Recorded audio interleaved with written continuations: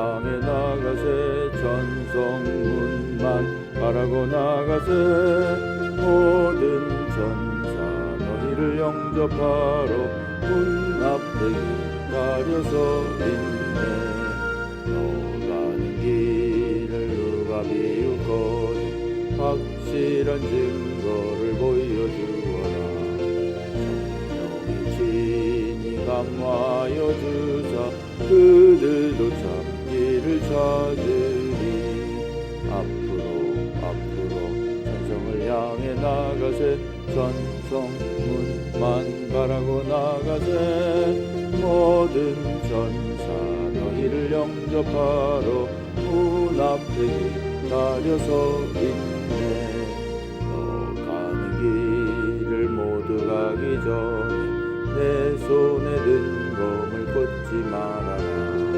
전하게 윤계 모두 깨뜨리고 끝까지 잘 싸워 이겨라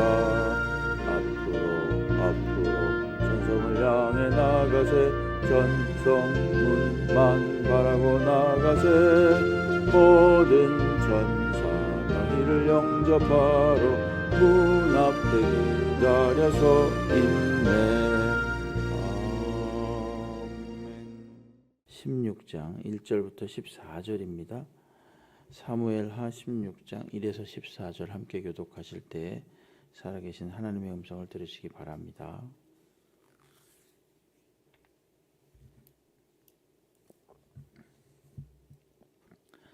다윗이 마루턱을 조금 지나니 무비보셋의 종 시바가 안장 지은 두 나귀에 떡 200개와 건포도 100송이와 여름과일 100개와 포도주 한 가죽 부대를 싣고 다윗을 맞는지라.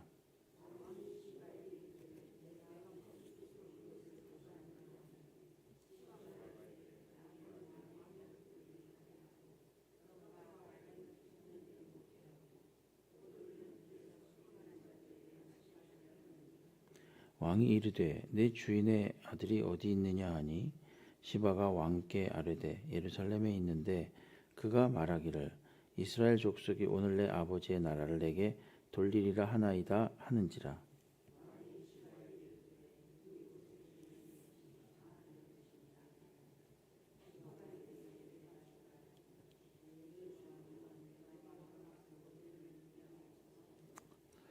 다윗 왕이 바후림에 이름에 거기서 사울의 친족 한 사람이 나오니 게라의 아들이요 이름은 시므이라. 그가 나오면서 계속하여 저주하고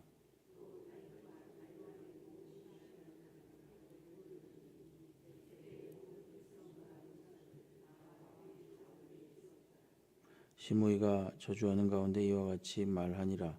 피를 흘린 자여 사악한 자여 가거라 가거라.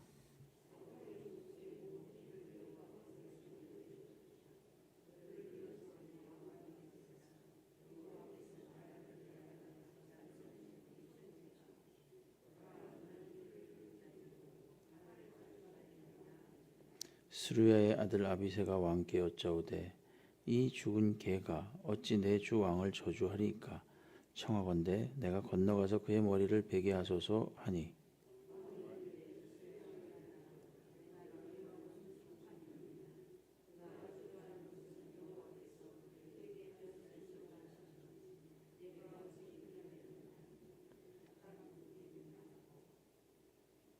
또 다윗이 아비새와 모든 신하들에게 이르되 내 몸에서 난 아들도 내 생명을 해하려 하거든 하물며 이 베냐민 사람이랴.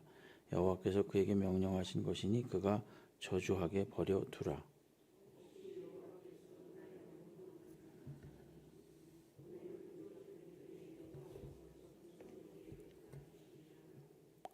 다윗과 그의 추종자들이 길을 갈 때에 시므이는 산 비탈로 따라가면서 저주하고 그를 향하여 돌을 던지며 먼지를 날리더라.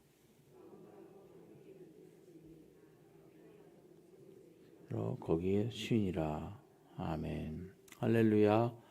오늘 새벽에 나오신 성도님들 주님께서 은혜와 평강과 또 기도 응답으로 함께 하시기를 주의 이름으로 축원합니다. 오늘 16장 1절부터 14절까지 말씀을 보겠습니다. 여기 두 인물이 등장하죠. 하나는 시바라는 사람이고 하나는 시므이라는 사람입니다.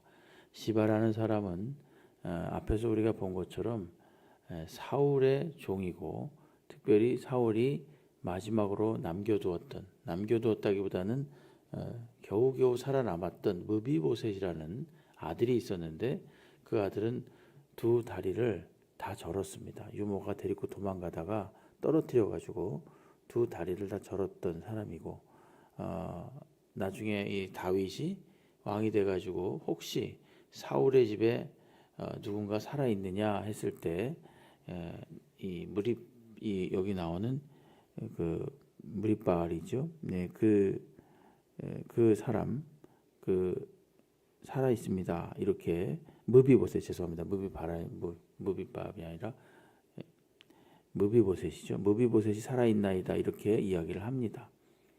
그러니까는 사울의 손자가 되는 거죠. 요나단의 아들이고. 근데 다윗이 그를 발견해서 아주 극진하게 그리고 성대하게 대접을 잘해줬습니다. 근데 막상 이 일이 터지고 나니까 압살롬이 반역을 일으키는 사건이 일어나고 다윗이 쫓겨나게 되는 이 일이 일어나니까 오늘 그를 수종 들었던 시바라는 종이 있었어요. 무비보셋을 시중 들었던 종이 있었는데 엄격히 말하면 사울의 종이지만 그래도 사울의 손주의 또 종이기도 했습니다. 근데 나와서 이렇게 말합니다.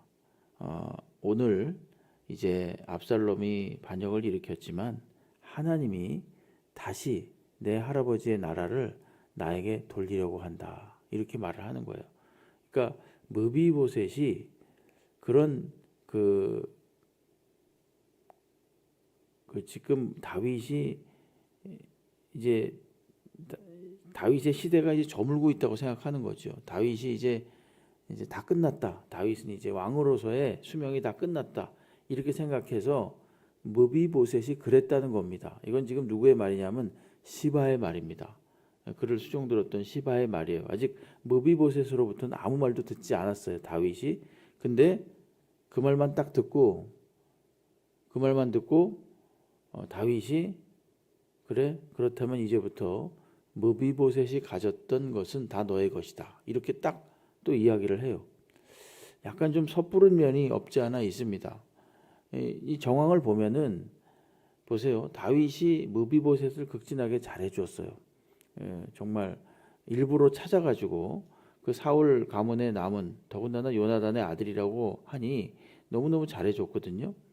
근데 갑자기 다윗에게 이런 일이 생기니까 그리고 실제로 무비보셋이 난을 일으킨 것도 아닙니다. 압살롬이 난을 일으켰잖아요. 그러니까 무비보셋하고는 아무런 상관이 없어요. 그리고 무비보셋도 사실은 두 다리를 다 저는 장애를 가진 사람이었기 때문에 이렇게 또 그의 옆에 그런 세력이 있지도 않습니다. 근데 갑자기 시바가 등장해가지고 왕이시여 무비보셋이 이제 그 나라를 나에게 돌렸다고 했습니다. 다시 말해서 무비보셋도 역시 왕으로부터 등을 돌렸습니다. 이렇게 말을 하는 거예요. 그러니까 이거를 좀 조사해 봐야 되는데 이제 뒤에 가면 나옵니다. 근데 조사해 봐야 되는데 다윗은 그냥 그래 뭐 마음도 다급했겠죠. 그렇다면 이제부터 이제 무비보셋은 나와 상관이 없고 시바 내가 그가 가졌던 모든 것을 가져라. 이런 내용이 나옵니다. 그리고 또 한 명의 인물이 나오는데 시므이라는 또 사람이 나옵니다. 그 사람은 누구냐면 사울의 친족이에요. 그러니까 사울은 베냐민 지파고 초대 왕 아닙니까? 그리고 아무래도 이 사람은 마음속에 사울이 죽은 것이 다윗 때문이라고 생각했던 것 같습니다. 사실은 사울의 죽음은 다윗과는 전혀 상관이 없어요. 실은 다윗이 오히려 사울을 죽일 뻔한 기회를 그냥 흘려보냈거든요. 살려줬거든요. 오히려 호의를 베푼 사람이 다윗인데 이 지금 사울의 친척이니까 시므이가 그 원인이 다윗에게 있다라는 식으로 생각을 한 겁니다. 사울이 죽은 원인이. 그러면서 막 이제 너의 때가 갔다. 이제 다윗이 막 쫓겨나니까. 그래서 여기 보면은 8절에 보게 되면 내 아들 압살롬의 손에 넘겼다. 이 나라를 너 피를 흘린 자이므로 너는 화를 자초했다. 이렇게 말합니다. 다윗이 물론 피를 흘렸지요. 그러나 그것은 전투에 나가서 전쟁에서 흘린 피지 여기에 뭐 사울을 죽이거나 그러진 않았습니다. 근데 이 시므이가 오해를 하는 거죠. 그리고 그 일방적으로 자기가 생각하고 싶은 대로 생각하는 겁니다. 그렇게 해서 다윗을 막 저주합니다. 그러니까 옆에 그를 보좌하고 가던 비록 쫓겨나는 마당이었지만 그를 보좌하고 가던 신하들이 특별히 수르의 아들들이 아니 저가 무엇이기에 외왕을 저주합니까? 가서 저를 죽이겠나이다. 저 사람을 그 시므이를 죽이겠나이다. 근데 굉장히 중요한 말을 다윗이 합니다. 11절 말씀인데요. 다윗이 아비새와 모든 신하들에게 이르되 내 몸에서 난 아들도 내 생명을 해하려 하거든 하물며 이 베냐민 사람이랴 여호와께서 그에게 명령하신 것이니 그가 저주하게 내버려 두라는 것입니다. 참 대단하죠. 다윗은 지금 억울할 만한데 그리고 감히 왕에게 이와 같은 저주를 퍼붓는 저 시므이가 괘씸하기도 할 텐데 뭐라 그러냐면요. 11절에 여호와께서 그에게 명령하신 거다. 내버려 두라. 이렇게 말을 해요. 와, 참 너무 대단하지 않습니까? 이게 하나님의 섭리를 다윗은 아는 거예요. 그는 지금 다 끝난 상태입니다. 그냥 인간적으로 보기에는 쫓겨나는 상태예요. 그리고 더군다나 거기에다 대고 지금 시므이라는 사람은 막 저주를 퍼붓는 겁니다. 그러니까 당연히 옆에 있던 측근들이 아무리 쫓겨나는 왕이지만 다 무장들 아닙니까? 다 무사들이잖아요. 가서 죽이겠다 그러니까 아니다. 여호와께서 명령하신 것이니 그가 저주하게 버려두라. 내 아들도 나에게 대해서 반기를 들고 나를 죽이려고 하는데 하물며 남이랴. 하물며 그가 사울 지파 사람이 아니냐. 그 베냐민 지파 사람 그 사울의 그 친족이 아니냐. 이런 식으로 딱 얘기하면서 이야기하고 12절 말씀을 보세요. 혹시 여호와께서 나의 원통함을 감찰하시리니 오늘 그 저주 때문에 여호와께서 선으로 내게 갚아 주시리라. 이렇게 말합니다.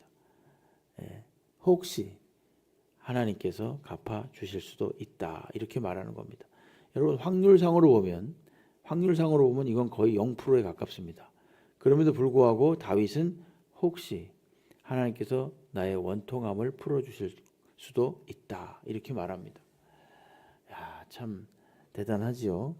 그래서 결국은 내버려 두지요. 시므이를. 오늘 이 시바라는 이 어찌 보면 사실은 그 무비보셋. 근데 시바의 입장도 사실 그렇습니다. 시바가 정말로 나쁜 사람이었다면 그래서 이간질을 해서 무비보셋과 시바 사이를 다윗 사이를 이간질해서 자기가 독차지하려고 했다면 이렇게 하지 않았을 것 같다는 생각도 들어요. 왜냐하면 다윗은 지금 뜨는 애가 아니라 지는 애거든요. 쫓겨나는 입장이거든요. 근데 시바는 다윗에게 나온 거예요. 어찌 보면 그가 다윗이 결국은 복원될 것이다. 왜냐하면 지금 이 민심으로 보아하니 우리 앞에서 봤지 않습니까? 다윗이 쫓겨날 때 그에게 붙었던 사람들이 많아요. 민심으로 보아하니 그는 아직 저문 게 아니다. 이렇게 생각할 수도 있어요. 그는 굉장히 사태 파악이 빠른 사람일 수도 있고 다르게 또 한편으로는 그가 상당히 충성스러운 사람일 수도 있다. 쫓겨나는 다윗에게 오히려 찾아와서 이렇게 말하니까 어쩌면 무비보셋이 진짜 그렇게 말했을 수 있겠다라고 생각할 수 있습니다. 그러나 또 한편은 또 무비보셋이 과연 그렇게 말했겠는가 이런 생각도 들기도 하죠. 아직 이것은 퀘스천입니다. 여기까지는 지금 잘 몰라요. 오늘 우리가 눈여겨봐야 될 것은 시므이라는 사람과 그의 저주에 대한 다윗의 반응입니다. 참 우리가 억울하고 원통하고 힘든 일이 있을 수 있지요. 그러나 다윗은 오늘 그저 의연하게 말합니다. 하나님이 명령하신 것이 아니냐 이렇게 말해요. 와 정말 우리 같으면 너무 억울할 텐데 그러나 여호와께서 그에게 명령하신 것이니 그가 저주하게 버려두라 이렇게 말합니다. 결국 시므이는 나중에 결국 이제 벌을 받게 되죠. 뒤로 가면 봅니다. 우리가 알게 됩니다. 그러나 이 다윗의 자세를 우리가 가만히 눈여겨볼 필요가 있습니다. 이것을 자신에게도 좀 잘 적용하시고, 어려운 일이지만 기도하면서 하나님의 선하신 때를 기다릴 수 있는 저희가 다 되기를 주의 이름으로 축원합니다.